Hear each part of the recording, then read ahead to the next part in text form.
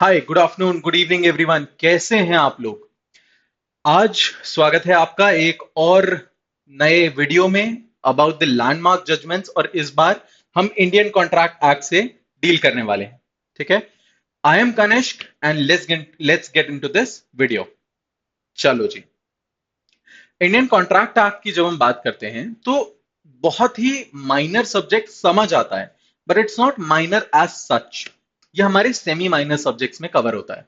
Indian contract act की जहां तक बात है, भले ही प्रीलिम्स एग्जामिनेशन में ये कहीं पर भी कम मार्क्स का पूछा जाए, पर मेंस में ये बाकी के सब्जेक्ट्स जितना ही इंपॉर्टेंस रखता है। इसीलिए इस सब्जेक्ट को हम लाइटली नहीं ले सकते। अच्छा, the best part about this act is कि जितने भी इसके केस लॉज है ना, बहुत इजी टू अंडरस्टैंड है। And most of the cases आपने या तो सुने होंगे या पढ़े होंगे। ऐसे केसेस बहुत रेयर होंगे जो आपने सुने ना हो सकता है ऐसा कोई केस आपके सामने आए जिसका आपने नाम नहीं सुना हो, but the moment you will hear the facts आपको तुरंत क्लिक कर जाएगा, अरे ये तो पता है। तो शुरू करते हैं वीडियो के साथ। पहला केस है बाल्फर वर्सेस बाल्फर का, 1919 का। बहुत सिंपल सा केस है। बेसिकली यहां पर क्या हुआ था, हमारे जो बाल्फर साहब थे और मैडम लेडी बाल्फर जो थी, they went to Ceylon, CEYLON, जिसको हम आज की तारीख में श्रीलंका भी कहते हैं। ये लोग सीलोन घूमने के लिए गए थे। लेडी बाल्फर की वहां पर हो गई तबीयत खराब। अब तबीयत खराब हो गई, बट मिस्टर बाल्फर को वापस आना था। तो मिस्टर बाल्फर ने कहा कि मैं यहाँ तुम्हारा सारा अरेंजमेंट कर देता हूँ, खाने पीने रहने का सब चीजों का, एंड मैं जाता हूँ वापस England, and I will pay you some amount. Lady Balfour agreed to it. Mister Balfour गए, कुछ टाइम पैसे भेजे और फिर भेजना बंद कर दिया। पैसे भेजना बंद कर दिया तो लेडी बाल्फर ने केस कर दिया मिस्टर बाल्फर के ऊपर कि साहब आपने तो कहा था आप पैसे भेजेंगे, फिर भेज क्यों नहीं रहे हैं। तो फिर इस केस में क्या हुआ था कि कोर्ट हैड डिसाइडेड कि where the parties to a contract do not intend to create a binding agreement, as in legal relationship में एंटर करने का उनका कोई मोटिव है या नहीं है, ये चीज पता करना है। जब भी हम बात करते हैं general agreements between a husband and a wife, तो ये अज्यूम किया जा सकता है सेफली कि in most of the cases mind you, सारे केसेस में नहीं, इंटेंशन लीगल रिलेशनशिप क्रिएट करने का नहीं होता, सोशल अग्रीमेंट क्रिएट करने का होता है। And social agreements are not enforceable by law. ये हो गया हमारा बाल्फर वर्सेस बाल्फर का केस। अगले केस की तरफ बढ़ते हैं। Hadley versus Baxendale. ये भी एक बहुत ही इंटरेस्टिंग सा केस है। इसमें बेसिकली बात हुई थी फोर्सिएबिलिटी ऑफ डैमेजेस की। ठीक है। बैक्सनडेल जो है ये कोरियर सर्विस है। ठीक है, कोरियर सर्विस में काम करता है। कॉमन कैरियर के नाम से आप पढ़ोगे जब भी इसको पढ़ोगे, कॉमन कैरियर है। हार्डली ने बैक्सनडेल से कहा कि भाई मेरे लिए, मेरे कंपनी के लिए आप एक मशीनरी है जो आपको लेकर के आनी है, इतना इतना अमाउंट दूंगा, सच एंड सच डेट पर आपको लेकर के आनी। बैक्सनडेल हो गए थोड़े से लेट, कुछ दिन लेट हो गए। उन्हें यह नहीं पता था कि उस मशीन के बिना इनकी कंपनी चल ही नहीं पा रही है। इन्होंने केस कर दिया कि भाई तुम लेट हुए, उसकी वजह से एक हफ्ते मेरी कंपनी बंद पड़ी रही, अब तुम्हें उस नुकसान की भरपाई करनी पड़ेगी बॉस। तो बैक्सनडेल क्या इस चीज के लिए रिस्पॉन्सिबल ठहराए जा सकते हैं? बिल्कुल नहीं। कारण क्या है? The party is not liable for any losses that the breaching party could not have foreseen on the information available to him. भाई वो तो कोरियर वाला बंदा है, उसको क्या पता, बैक्सनडेल को क्या पता कि मेरे एक कोरियर ना लाने से आपको लाखों का नुकसान होने वाला है। उसके लिए आप बैक्सनडेल को कैसे जिम्मेदार ठहरा सकते हो? राइट। तो हैडली वर्सेस बैक्सनडेल हमारा सेकंड इंपॉर्टेंट क्वेश्चन है। जब हम क्वेश्चन की बात करते हैं इंडियन कॉन्ट्रैक्ट एक्ट से रिलेटेड, बहुत टाइप के आते हैं।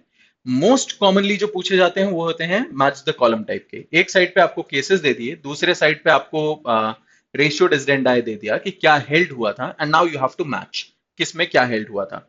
इसलिए ये चीजें इंपॉर्टेंट है। एंड सेकेंड टाइप के केसेस, डायरेक्ट केस लॉस पूछ लेते हैं कि ये केस इनमें से किससे रिलेटेड है, या फिर ये रेशियो इनमें से कौन से केस में दिया गया था। मोस्टली ये तीन टाइप के केसेस आपसे, तीन टाइप के क्वेश्चंस आपसे केस रिलेटेड पूछे जाते हैं। ठीक है। तो Hadley versus Baxendale. Third case की तरफ आते हैं। Dunlop pneumatic tyre company limited versus Selfridge.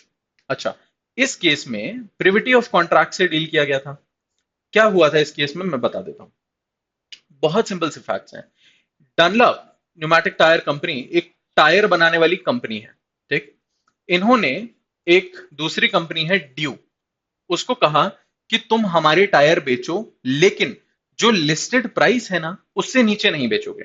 अगर तुमने हमारे टायर लिस्टेड प्राइस से नीचे बेचे तो तुम्हें 5 पाउंड पर टायर हमको पे करना पड़ेगा। ठीक, Dew agree to it. Dew ने फिर सेल्फ्रिज नाम के एक बंदे को ये टायर्स सेल कर दिए on the list price only, list price पे सेल कर दिए। सेल्फ्रिज को भी उसने यही बताया कि अगर तुम लिस्ट प्राइस से कम में सेल करते हो तो 5 पाउंड तुमको मुझे देना पड़ेगा। Selfridge agree to it. इसने उठा करके डिस्काउंट पर बेच दिए सारे टायर्स। जब डिस्काउंट पर बेचा तो डनलप न्यूमेटिक टायर कंपनी को पता पड़ा, डनलप ने उठा करके सेल्फ्रिज पे केस कर दिया। इस केस में कोर्ट ने यह हेल्ड किया था कि the contract was between Dew and Selfridge. अगर ड्यू केस करता कि तुमने लिस्ट प्राइस से नीचे बेचे हैं 5 पाउंड दो, तो वो कर सकता था, but in this contract, in this particular agreement, Dunlop as a company was a stranger, और stranger to a contract can not sue. जब हम बात करते हैं प्रिविटी की, प्रिविटी क्या होता है? Privity basically privacy. कोई भी कॉन्ट्रैक्ट है उसको प्राइवेट रखा जाएगा, जो दो पार्टीज इन्वॉल्व हैं उसमें, वही दो पार्टीज उसको इन्फोर्स करवा सकती हैं, उसके लिए सू कर सकती हैं। No third party, no stranger can sue for a contract. ठीक, आते हैं अगले वाले क्वेश्चन पर। Damodar Muralidhar versus secretary of state of India. अच्छा, ये भी एक इंटरेस्टिंग केस है। क्या हुआ था यहां पर? यहां एक गांव था। ठीक, अब गांव में एक ही टैंक था, वाटर टैंक। इसी वाटर टैंक से सभी को पानी मिलता था। ये वाटर टैंक हो गया खराब। जब ये खराब हुआ तो जमींदार साहब ने जाकर के गवर्नमेंट से बोला कि इसको सुधरवा दीजिए। गवर्नमेंट ने अपने बंदे भेजे कि ठीक है, हम इसको सुधरवा देते हैं विलेज टैंक को। गवर्नमेंट ने आकर के उसको सुधार दिया और जमींदार से कहा लाओ भाई पैसे दो, अब तुम्हारा काम तो हो गया, पैसे तो देने पड़ेंगे कुछ ना कुछ, फ्री में थोड़ी काम कर रहे हैं तुम्हारा यार। एंड इन 1895 ऐसी गवर्नमेंट भी नहीं थी जो फ्री में काम कर दे, राइट? तो इन्होंने मना कर दिया, जमींदार साहब ने बोले मैं नहीं दूंगा। तो कोर्ट ने ये हेल्ड किया था कि no one should be benefited at another's expense. Government ने खर्चा किया ना आपका वाटर टैंक सुधारने के लिए, तो आप उसका फायदा जबरदस्ती नहीं उठा सकते। ठीक, इसी को बोलते हैं हम क्वांटम मेरिट या फिर अ फेयर पे। जो पैसा हुआ है वो पैसा आपको देना पड़ेगा, दैट इज द रूल। ठीक, अगले वाले पे आते हैं। केदारनाथ वर्सेस गौरी मोहम्मद, 1886 का केस है। अच्छा, केदारनाथ वर्सेस गौरी मोहम्मद में यह है कि जो वादा किया है वो निभाना पड़ेगा, है ना? सीन ये हुआ था कि एक टाउन हॉल बिल्ड करना था। ठीक है, टाउन हॉल बिल्ड करना था। एंड इसमें इनके पास पैसे नहीं थे कलेक्टर साहब के पास। तो कलेक्टर साहब ने कहा सब लोगों से कि लाओ भाई, सब लोग सब्सक्रिप्शन लो, पैसे दो, रसीद लो, और आपके पैसों के दम पे हम बनाएंगे। तो हमारे जो ये साहब थे, इन्होंने रसीद ले ली 100 रुपए की और कहा मैं 100 रुपए बाद में दे दूंगा। On the basis of all दो सब्सक्रिप्शन जो कि इन्होंने रिसीव किए, इन्होंने टाउन हॉल का कंस्ट्रक्शन चालू कर दिया। अब जब कंस्ट्रक्शन हो गया चालू, तो फिर ये पीछे हट गए, बोले मैं अब पैसे नहीं दूंगा, कर तो दिया तुमने चालू, अब मैं क्यों दूं? तो in this case it was held कि भाई, agreement without consideration will be perfectly valid and binding if on the faith of the promise, कि तुमने कहा था कि तुम 100 रुपए दोगे, उसी के बेसिस पे the promisee takes definite steps in furtherance of the object. क्या? कि भाई टाउन हॉल कंस्ट्रक्ट करवाना था, मैंने उसके लिए कहा कि मुझे पैसों की जरूरत है, तुमने कहा पैसे दोगे, तुम्हारे उस वादे के भरोसे मैंने उठा करके कंस्ट्रक्शन चालू कर दिया, तो अब उसका पैसा तो आप ही को मुझको देना पड़ेगा ना, आप पीछे अब नहीं हट सकते। That's all that this case has for you. Case number 6, Rose Frank versus J R Crompton and Brothers Limited. ठीक, this agreement is not entered into as a, ये एक क्लॉज था, ये दो, J R Crompton Brothers Limited and Rose and Frank company, इन्होंने एक agreement किया आपस में। ठीक, अग्रीमेंट में एक क्लॉज था कि this agreement is not entered into as a formal legal agreement, not entered into as a formal legal agreement and shall not be subjected to the legal jurisdiction of law courts. भाई, जब agreement अपने आप में कह रहा है, खुद ही बोल रहा है कि आई एम नॉट लीगली एनफोर्सेबल, तो आप क्यों जबरदस्ती कर रहे हो? ठीक, सीधी सीधी चीज इसमें भी यही कही गई है, इसमें भी यही कही गई है कि there was no intention to create legal relation between the parties. तो नहीं है अगर, तो इस केस में क्या होता है, if an agreement is not enforceable by law, it does not become a contract, है ना। कॉन्ट्रैक्ट क्या होता है, डेफिनेशन में देखिए, an agreement enforceable by law is a contract, है ना। तो अगर खुद अग्रीमेंट कह रहा है कि भाई आई एम नॉट लीगली एनफोर्सेबल, तो आप उसको कॉन्ट्रैक्ट का दर्जा नहीं दे सकते हो। ठीक, ये हो गया भाई केस नंबर 6। केस नंबर 7 पे आ जाते हैं। बहुत कॉमन केस है, 100% आपने सुना होगा, चिन्नैया वर्सेस रमैया। फैक्ट्स बहुत इंटरेस्टिंग है इस केस के। देयर इज अ पर्सन ए, ये दादी माँ है, ठीक है। इन्होंने अपने पोते को कहा कि मैं तुम्हें अपना घर दे दूंगी एक शर्त पे। ठीक, उन्होंने कहा ये ले लो, रुको रुको बात सुनो पहले पूरी। ये लेने से पहले तुम्हें मुझसे एक वादा करना होगा। क्या वादा, कि मेरी एक बहन है सी, उसको तुम 653 रुपए पर ईयर दोगी। ठीक, एनुइटी के तौर पे इतना रुपया तुम उसको दोगी, तभी तुम्हें ये घर मिलेगा। बी अग्रीड कि हाँ ठीक है मैं दे दूंगी, मेरे को घर दे दो आप, तो बस सब आप तो घर दे दो, मैं सब मान रही हूँ। एंड उस मोमेंट पे क्या हुआ कि इसने इस प्रॉमिस के बेसिस पे ये घर कर दिया ट्रांसफर, एंड देन बी ने मना कर दिया कि मैं कुछ पैसे नहीं दे रही। ठीक, यहां तक बात समझ आई। अब क्या हुआ, सी गई कोर्ट, सी गई कोर्ट और जा करके बोली कि साहब मुझे मेरा पैसा तो दिलवा दो, उसी के बेसिस पे हुआ था। तो अब बी ने कहा कि भाई ऐसे कैसे, तो बी ने बोला कि भाई इनकी तरफ से तो कंसिडरेशन मूव हुआ नहीं था, इनकी तरफ से तो प्रॉमिस था ही नहीं। इस केस में प्रिविटी ऑफ कंसिडरेशन की बात की गई थी। Now there is a difference between privity of contract and privity of consideration. क्या डिफरेंस है इन दोनों में, इन दोनों में मेन डिफरेंस ये है कि प्रिविटी ऑफ कॉन्ट्रैक्ट लागू होता है, प्रिविटी ऑफ कंसिडरेशन लागू नहीं होता है। कंसिडरेशन में the consideration moves at the desire of the promisor, yes, but कौन करेगा, प्रोमिसी और एनी अदर पर्सन। ठीक, लेकिन कॉन्ट्रैक्ट में सिर्फ जो पार्टीज हैं केवल वो ही एनफोर्स करवा सकते हैं। इस केस में क्या हो गया, ये बेनिफिशियरी है ना, she is the beneficiary. So it does not matter who furnishes the consideration may be moved by the promisee himself or any other person। यही बात इसमें रीइटरेट की गई थी। चलो, ये हो गया केस नंबर 7। बहुत इजी, बहुत सिंपल केसेस हैं एंड बहुत कॉमनली पूछे जाने वाले केसेस हैं। ये आपको हर जुडिशियल सर्विसेज में मिलेंगे। नॉट जस्ट जुडिशियल सर्विसेज, आप यूपीएससी सीएस का भी एग्जाम दोगे ना, चिन्नैया वर्सेस रमैया, बालफर वर्सेस बालफर, ये केसेस लॉ ऑप्शनल में आते ही हैं, बहुत बार पूछे गए हैं। चलिए अगला देख लेते हैं केस, नाश वर्सेस इनमैन। अच्छा, नाश वर्सेस इनमैन में क्या हुआ, ये जनाब ऑक्सफोर्ड में पढ़ते हैं, ठीक है, ऑक्सफोर्ड में पढ़ते हैं। अब हर व्यक्ति की नेसेसिटीज अलग अलग होती हैं। रोटी कपड़ा मकान नेसेसिटी होती है, बट कुछ लोगों के लिए हेल्थ इज अ नेसेसिटी, कुछ लोगों के लिए education is a necessity, right. आज की तारीख में हम उनको भी एजुकेशन ही मानते, उनको भी नेसेसिटी ही मानते हैं। अब ये भाई साहब पढ़ते हैं ऑक्सफोर्ड में, और इनको दूसरे भाई साहब ने कहा कि मैं तुम्हें वेस्ट कोट्स दिलवा दूंगा। ठीक है, क्यों, क्योंकि तुम ऑक्सफोर्ड में हो, तो वहां की सारी सेरेमनीज में तुम कुछ तो अच्छा पहनोगे, तो मैं तुम्हें फैंसी फैंसी से 13 वेस्ट कोट्स दिलवा रहा हूं, ये तुम्हारी नेसेसिटी है। उस बंदे का दिलवा दो। जब इसने दिलवा दिए, तो ये हमारे ऑक्सफोर्ड में पढ़ने वाले माइनर साहब पीछे हट गए, बोले अब मैं पैसे थोड़ी दूंगा, मैं तो माइनर हूं।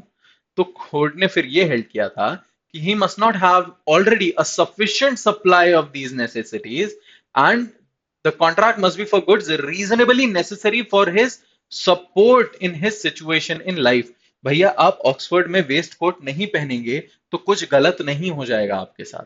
ठीक है, आपके पास कपड़े हैं, आप अच्छे से अच्छी एजुकेशन ले रहे हो, आपके पास सारी सुख सुविधाएं हैं। ऐसे में if you provide him with fancy waistcoats, that is not a necessity, that's a luxury, and luxury का reimbursement आप उसकी प्रॉपर्टी से नहीं ले सकते हो। ठीक है, बढ़ते हैं अगले केस की तरफ। Case number 9, Lalman Shukla versus Gauri Dutt. Every person who is preparing और who has prepared for CLAT examination, या फिर एवरी पर्सन जिसने कॉन्ट्रैक्ट्स की कोई भी कमेंट्री उठा करके देखी होगी, कोई भी ये केस ना पढ़ा हो ऐसा हो ही नहीं सकता। लालमन शुक्ला वर्सेस गौरी दत्त, सिंपल सी चीज कहता है, an offer must be communicated. क्या हुआ था भाई, एक बंदा है, ठीक, उसका नेफ्यू खो गया। नेफ्यू खो गया तो उसने अपने नौकर से कहा कि भाई बेटा जा मेरे नेफ्यू को ढूंढ करके ला। While he was gone, इस बंदे ने अखबार में एडवर्टीजमेंट दिया कि जो भी बंदा मेरे नेफ्यू को ढूंढ करके लाएगा उसको मैं सच एंड सच रिवॉर्ड दूंगा। नौकर को इस बारे में कुछ नहीं पता है। नौकर गया, नेफ्यू को लेकर के आया, दे दिया, चुपचाप बैठा है, अपना काम कर रहा है। कुछ दिन बाद ही केम टू नो कि ओहो, रिवॉर्ड भी था क्या, मालिक इतना सब ले ही लिया है तो एक रिवॉर्ड भी ले ही लेते हैं। तो मालिक ने मना कर दिया। मालिक ने कहा तुम्हें थोड़ी ऑफर दिया था, तुम तो नौकर हो, तुम तो काम करोगे ही, तुमको तो पैसा दे ही रहे हैं हम अलग से। नौकर चला गया कोर्ट, बोले ऐसे कैसे नहीं दे रहे भैया ये पैसा। तो इस केस में यही कहा गया था कि भाई an action without the knowledge of proposal, the action without the knowledge of the proposal is no acceptance. ये एक ओपन ऑफर था, करेक्ट, लेकिन तुम्हें इसके बारे में जानकारी नहीं थी, तुम्हें जानकारी बाद में लगी, तो तुम्हारे एक्सेप्टेंस को हम वैलिड एक्सेप्टेंस नहीं मानेंगे। Fair enough. अगले पे जाते हैं, Carlill versus carbolic smoke ball company. जितना कॉमन, जितना वेल नोन केस आपका लालमन शुक्ला है, उतना ही कॉमन केस है Carlill versus carbolic smoke ball company.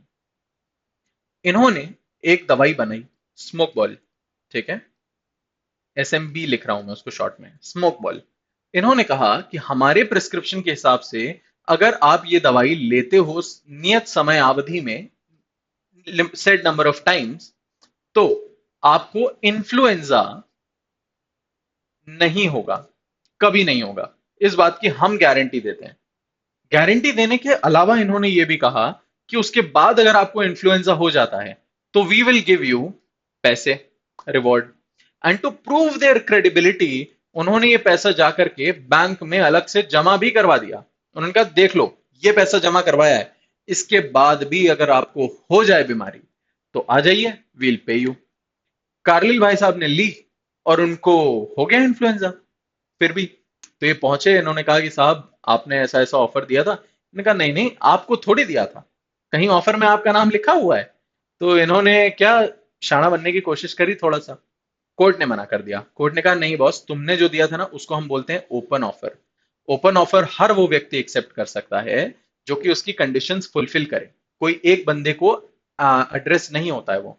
And a contract came into existence between the plaintiff and the company as soon as the plaintiff brought the smoke balls and used them as prescribed। आपने जो conditions बोली थी वो conditions जैसे ही fulfil करी हैं बंदे ने, वैसे ही आपके बीच में एक कॉन्ट्रैक्ट हो गया है और अब आप उससे बाध्य हैं, अब आपको उसका पैसा देना पड़ेगा। ठीक, चलो।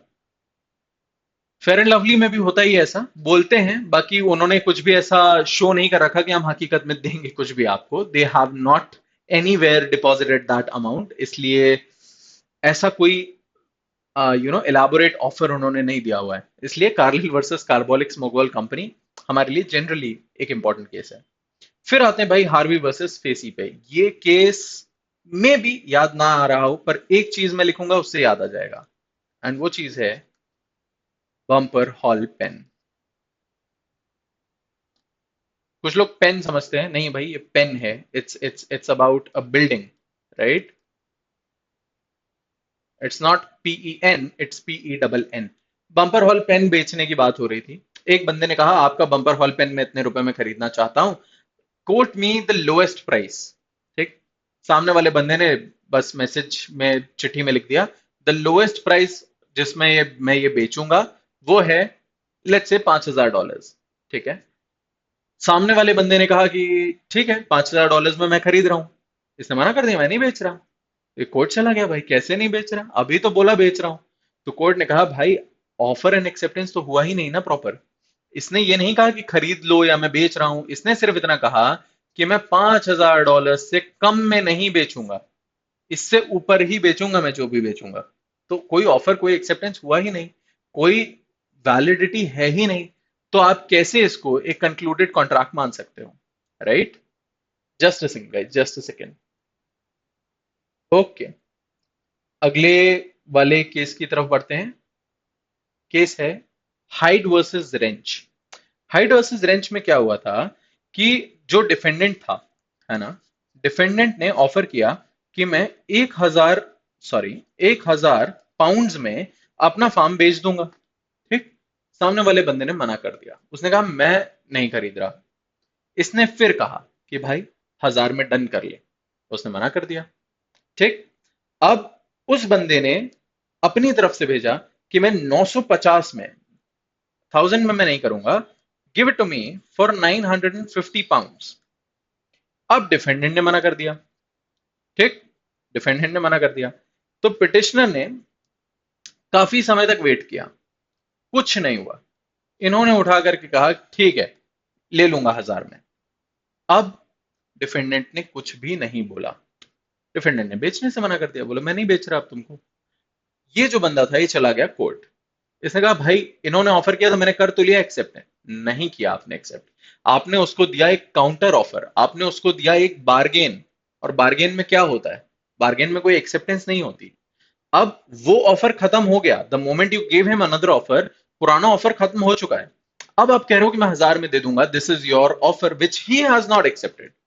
अगर उसने एक्सेप्ट नहीं किया हुआ है तो कॉन्ट्रैक्ट कंक्लूड कैसे हुआ? ऑफर के साथ एक्सेप्टेंस सबसे जरूरी चीज है कि नहीं है? तो आते हैं हम अगले केस पर, case number 13, curl versus Henry. Curl versus Henry के बहुत मजेदार से फैक्ट्स हैं। क्या फैक्ट्स हैं ये सुन लीजिए। एक फ्लैट है, ठीक है, बंदा आया कि भाई मुझे ये फ्लैट रेंट पे चाहिए। सामने वाले जो बी था उसने कहा हाँ ले लो, मैं 500 पाउंड्स में आपको दूंगा ये फ्लैट। तो ए ने पूछा क्या इस फ्लैट से किंग एडवर्ड की कोरोनेशन, ताजपोशी की जो सेरेमनी है वो क्लियरली दिखाई देगी? तो बी ने कहा बिल्कुल दिखाई देगी, आके देख लो। तो ए गया, ए ने फ्लैट देखा, उसने कहा हाँ ठीक है, कोरोनेशन सेरेमनी मुझे प्रॉपरली दिखाई दे रही है। फिर जिस दिन ये सेरेमनी होनी थी उस दिन किंग एडवर्ड पड़ गए बीमार और ये सेरेमनी नहीं हुई। जब सेरेमनी नहीं हुई तो ए ने कहा कि 500 तो नहीं दूंगा, मैं तुम्हें 250 दे दूंगा क्योंकि वादा हुआ था इसलिए दे रहा हूं, वरना तुम्हें इतना भी ना देता। पूरा पैसा देने से उसने मना कर दिया। ठीक। बी चले गए कोर्ट। बी ने कहा कि क्या भाई जो पैसे की बात हुई थी वो तो दो। ए ने कहा फ्लैट सिर्फ इसलिए रेंट पे ले रहा था ताकि मैं वो कोरोनेशन सेरेमनी देख पाऊं। ठीक। अब था रीजन या नहीं था, ये चीज कॉन्ट्रैक्ट में कहीं भी नहीं लिखी हुई है, लेकिन कोर्ट ने कहा कि भले लिखी हो या ना लिखी हो, द टर्म्स इंप्लाई कि उस बंदे को फ्लैट सिर्फ इसलिए चाहिए था कि उसको सेरेमनी देखनी थी, एंड सेरेमनी नहीं हुई तो that has resulted into frustration of the contract. ठीक। तो आपको पूरा पैसा बॉस नहीं मिल सकता, जो उसका पर्पस था लेने का, पर्पस तो फुलफिल हो ही नहीं पाया ना। तो ये है। अगले पे आते हैं, pharmaceutical society of Great Britain versus Boots Cash Chemist limited. बहुत सिंपल सा है, इनविटेशन टू एन ऑफर का सबसे डिसेंट एग्जांपल, सबसे straightforward example invitation to offer समझने का। अच्छा, कुछ लोग कंफ्यूज हो जाएंगे जब वो ये देखेंगे कि यहां ट्रीट लिखा है। सेम चीज है बेटा, सेम चीज है, ऑफर हो या ट्रीट हो, it is the same thing. Invitation to treat क्या हुआ इस केस में? जैसे हमारी शॉप्स होती है ना, ऑन डोर हो गया, बिग बाजार हो गया, रिलायंस स्मार्ट हो गया, डी मार्ट हो गया, है ना। क्या करते हो आप कोई सामान उठाते हो, जाते हो कैश काउंटर पे, वहां पर देते हो, एंड वहां से आप बिलिंग करवाते हो कि साहब बिल कर दो, सामने वाला बिल कर देता है, फिर आप सामान लेके आ जाते हो। यहाँ वही था, it was a convenience store but it was self help. तो आप जाइए, आप सामान उठाइए और ले लीजिए। वहां पर ये भाई गए और इन्होंने जा करके एक दवाई उठा ली। ठीक है, he picked up a bottle of medicine.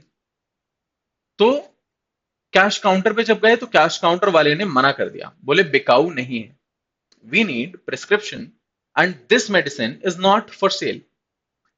तो हमारा जो प्लेंटिफ है वो फिर परेशान हो गया, बोले ऐसे कैसे, आपने ऑफर किया कि ले लो, मैंने ले लिया, अब आप पीछे हट रहे हो, this is breach of contract. It was held that it was not a breach of contract, it was merely an invitation to an offer. आप जो सामान डिस्प्ले पे रख रहे हो वो ऑफर नहीं है, वो सिर्फ इनविटेशन टू एन ऑफर है।